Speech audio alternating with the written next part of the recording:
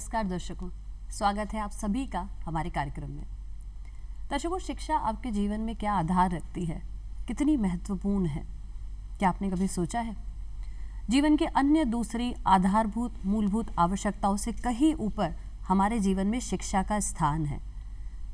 कठिन समय में जहाँ परिवार हमारे निकटजन हमारे काम आते हैं, लेकिन अगर आप गौर से देखें तो इन सब से परे शिक्षा एक ऐसी चीज़ है जो हमें सबसे ज़्यादा सहयोग करती है, आगे बढ़ने में मदद करती है।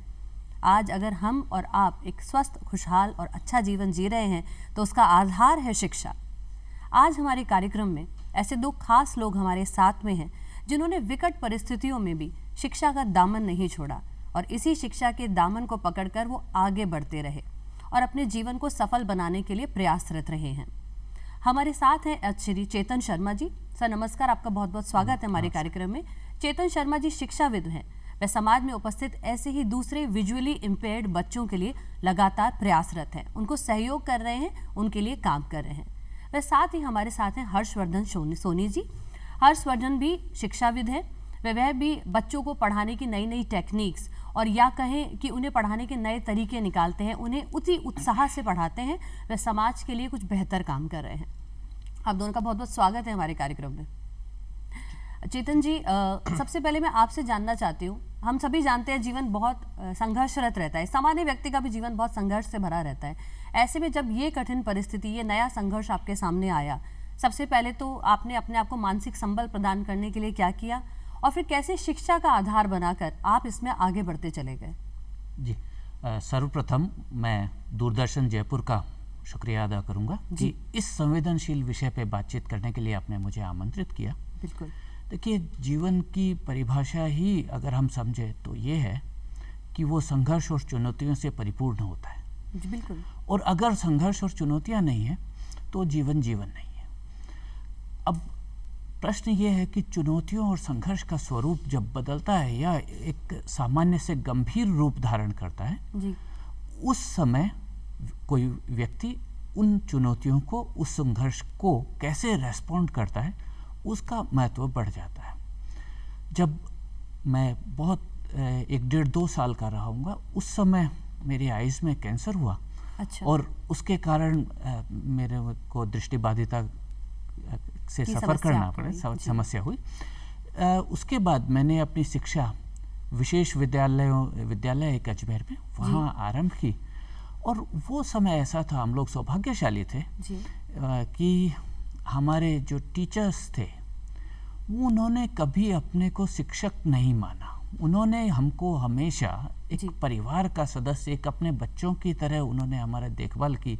ये सुनिश्चित किया कि शिक्षा जितना उनके दिमाग से लेके, मस्तिष्क से लेके हमारे मस्तिष्क तक निर्बाध गति से पहुँचे। और इसमें लुई ब्रेल द्वारा आविष्कृत ब्रेल लिपि और अन्य साधनों ने मेरी भरपूर मदद की। लेकिन अगर मेरे गुरुजनों का आशीर्वाद और उनका सहयोग न होता तो मैं आज यहाँ तक नहीं पहुँच पाता। जी, तो मतलब आपको सही समय पे सही शिक्षा मिलने की वजह से आप अपने जीवन में आगे बढ़ पाए सफलतापूर्वक और अपना रोजगार और सभी आप चयन कर पाए। हर्ष, हमें आपके बारे में भी संक्षिप्त में जानना है कि कैसे आपने ऐसे समय में शिक्षा को आधार बना के आपने क्या एजुकेशन ली और आप इसमें कैसे आगे बढ़े?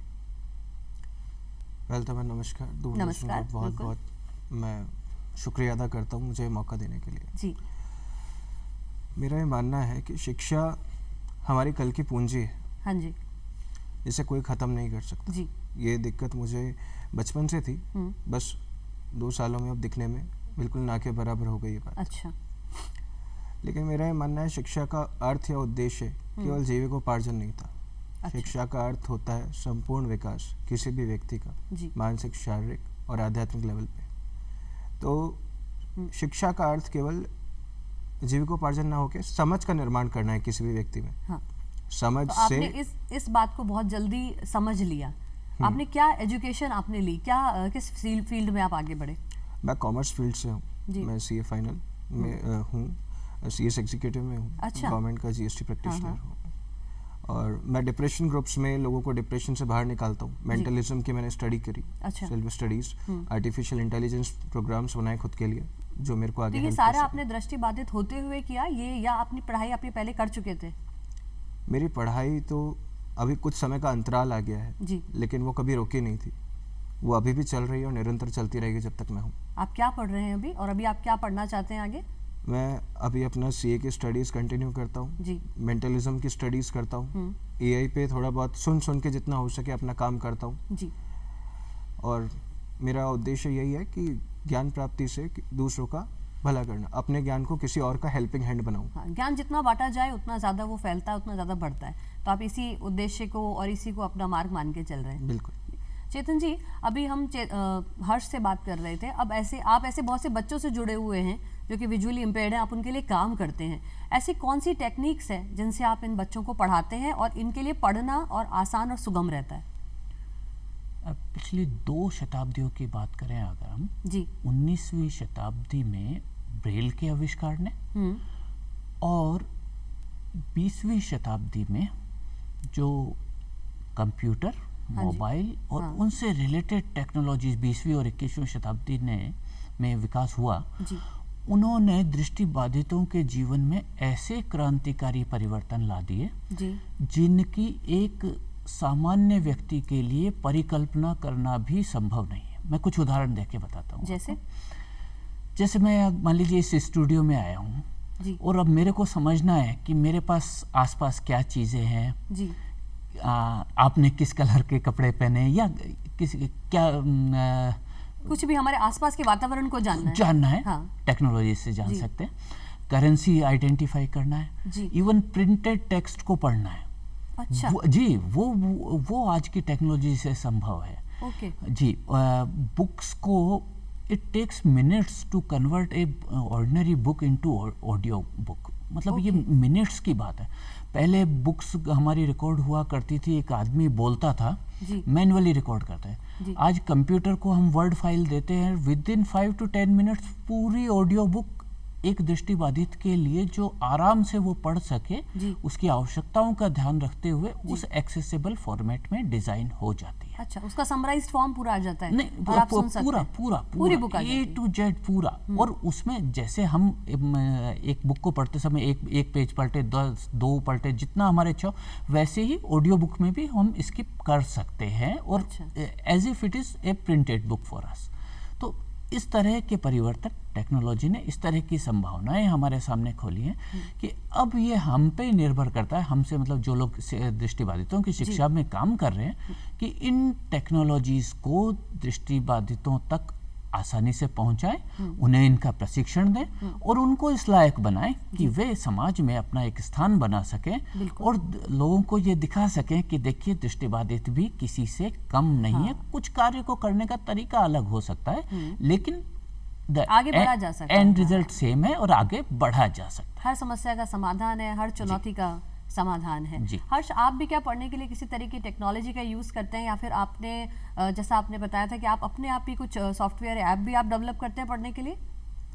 जी हाँ, मैंने खुद के लिए एक आर्टिफिशियल इंटेलिजेंस सॉफ्टवेयर डिज़ाइन किया था जी। जब मेरे को बहुत ज़्यादा दिक्कत आने लग गई 1-1.5 सालों में, मेरा काम चलना बिल्कुल बंद होने लगा, तो मैंने उससे पहले ही कि सब कुछ खत्म हो एक ऐसा सॉफ्टवेयर डेवलप किया था जो मेरे रोज़मर्रा के काम, मेरे बिहाफ पे किसी को भी ईमेल सेंड करना, व्हाट्सएप मैसेजेस करना, मेरे बिहाफ पे कॉल कर देना, मेरे बिहाफ पे किसी को भी इंस्टाग्राम पे रिप्लाई कर देना, ईमेल्स रिसीव कर लेना, मेरे बिहाफ पे मेल सेंड कर देना, और जो टेक्स्ट है उसको ऑडियो में कन्वर्ट कर देना, text to speech recognisation softwares etcetera 48 functions. आपने अपनी आवश्यकताओं के अनुरूप अपने लिए एक कस्टमाइज्ड सॉफ्टवेयर बनाया था जिससे आपकी जो बेसिक सारी नीड है वो पूरी हो सके।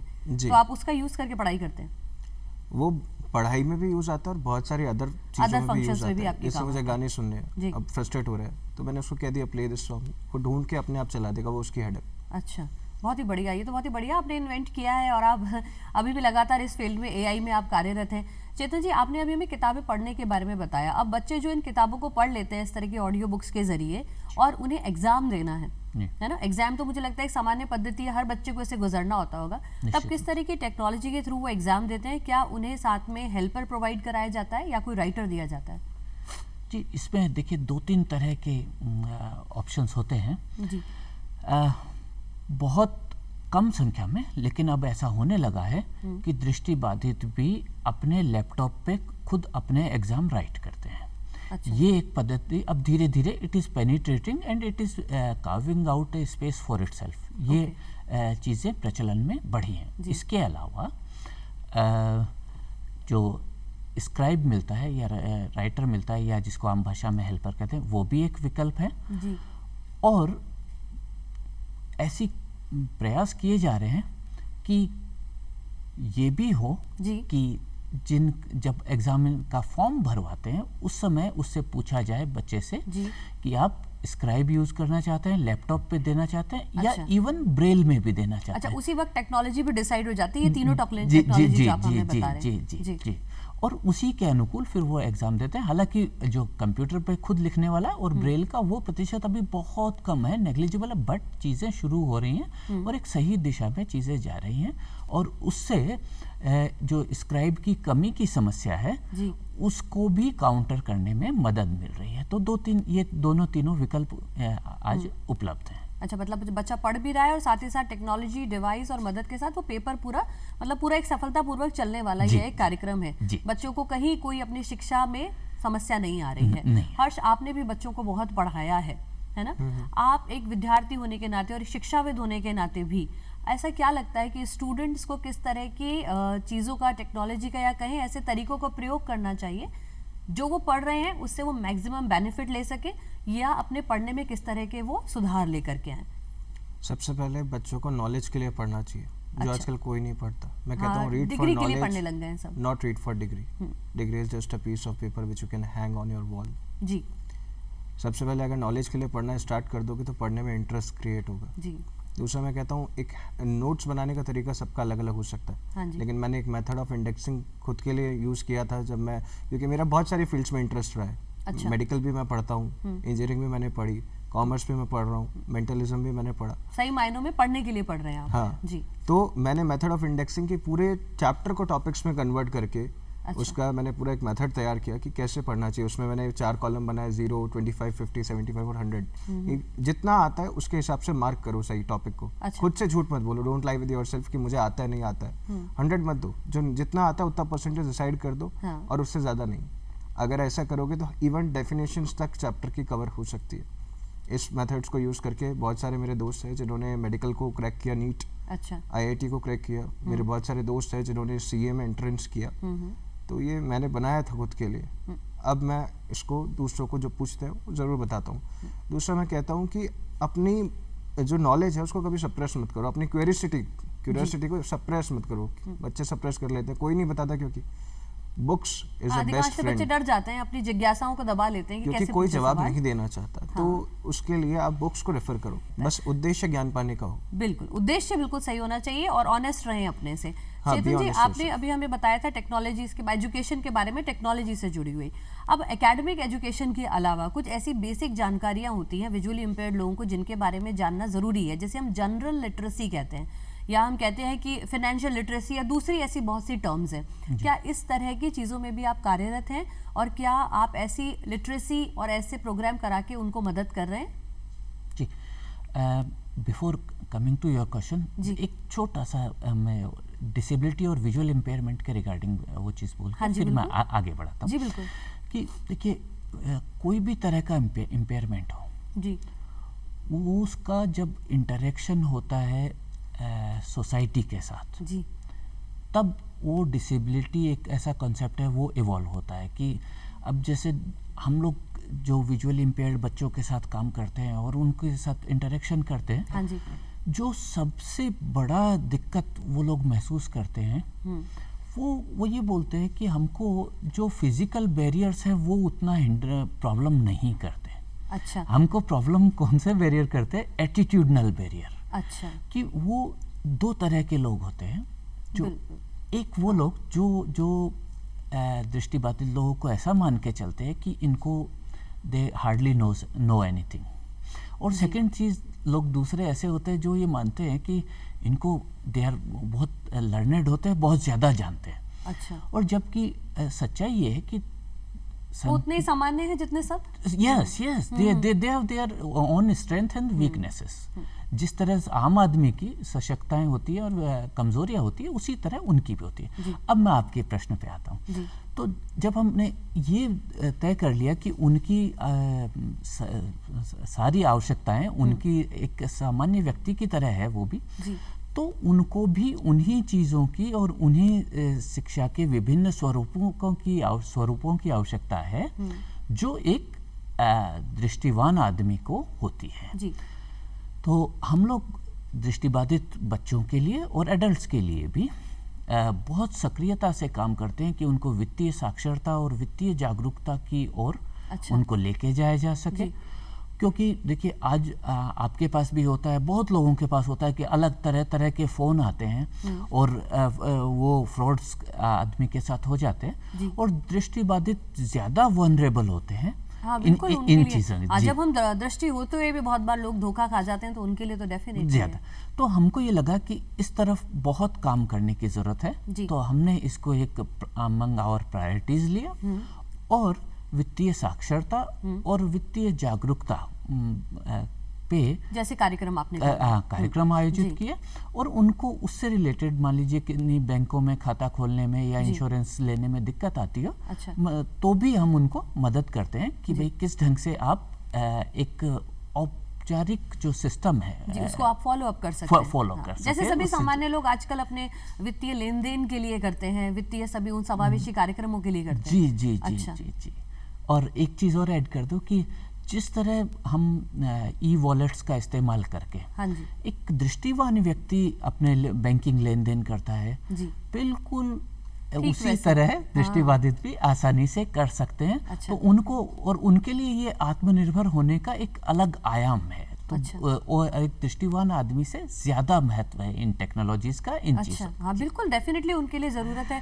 और ये जो आप कर रहे हैं, जो ये लिटरेसी है, ये एकेडमिक एजुकेशन या फिर हमारी बेसिक एजुकेशन के साथ उतनी ही इम्पोर्टेंट है, क्योंकि वाकई तो आपको जीवन के पथ पर ये सब चीज़ों की सबसे ज़्यादा आवश्यकता पड़ती है। निश्चित रूप से, निश्चित रूप से। और आप जहाँ पढ़ाते हैं जी, या जहाँ इन सभी बच्चों को ये सुविधाएं मिलती हैं, क्या वहाँ सभी पढ़ाने वाले लोग वीआई हैं या सामान्य लोग इनको पढ़ाते हैं? किस तरह का ये प्रोसेस रहता है? देखिए, मूलतः इसमें हम क्या पढ़ाया जा रहा है उसके हिसाब से चुनाव करते हैं। इसका ऐसे ब्लैक एंड वाइट सीधा एक उत्तर देना कठिन है। अच्छा, मान लीजिए कोई ऐसी टेक्नोलॉजी पढ़ाई जा रही है, सिखाई जा रही है जिसका दृष्टिबाधितों के लिए ही महत्व है, तो फिर हम कोशिश करते हैं कि वो दृष्टिबाधितों से ही उसका ट्रेनर और वो दृष्टिबाधित ही हो, विजुअली इम्पेयर्ड हो। लेकिन अगर कोई ऐसी टेक्नोलॉजी है जिसका, या कोई ऐसी चीज़ है जिसका हमारा जुड़ाव एक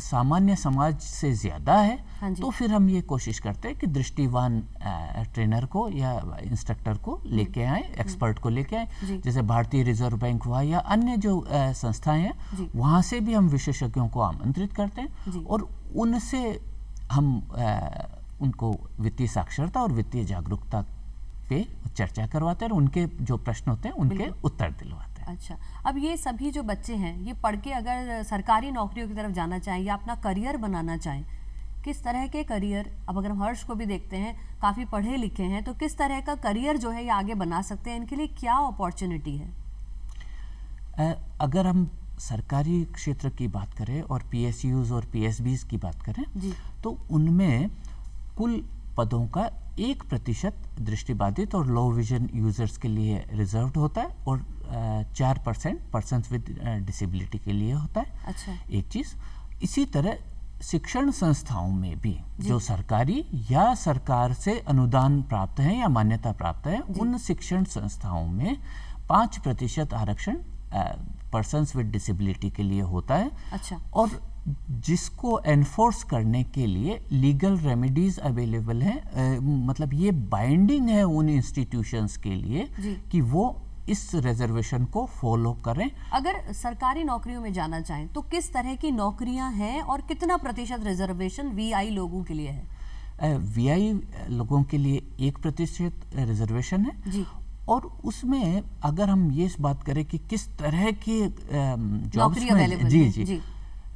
हम 2-3 जॉब्स को छोड़ दीजिए। हाँ जी। जिसको जैसे जिसमें नहीं, हम सिर्फ वह जानना चाहेंगे जिन क्षेत्र में वो जा सकते हैं। क्या बैंकिंग सेक्टर में जा सकते हैं, क्या टीचिंग सेक्टर में जा सकते हैं, क्या इनमें रिजर्वेशंस अवेलेबल हैं? जी जी, इन सेक्शंस, इन फैक्टर्स में रिजर्वेशंस है और ये लोग जा सकते हैं। हाँ, ये बैंकिंग, टीचिंग और भी सारे क्षेत्र जिनकी हम कल्पना नहीं कर सकते, उन क्षेत्रों में भी है। सिवाय आप आर्मी और पुलिस और 2-3 ऐसे एरिया जिनमें एक्चुअल अलग ढंग की या ड्राइविंग का काम है, इस ढंग का, जो वो उनका इम्पेयरमेंट के साथ नहीं कर सकते, जो बल प्रधान भी ज्यादा है। जी जी जी जी जी, उनको हटा के बाकी सभी जिनमें बौद्धिक क्षमताओं की आवश्यकता है, वो सारे कार्यों में आसानी से अपॉर्चुनिटीज भी अवेलेबल है, अवसर भी उपलब्ध है और आरक्षण भी उपलब्ध है। अच्छा हर्ष, आप क्या सोच रहे हैं? आप किस तरह के सेक्टर में जाना चाहेंगे या आप आगे पढ़ाना चाहेंगे?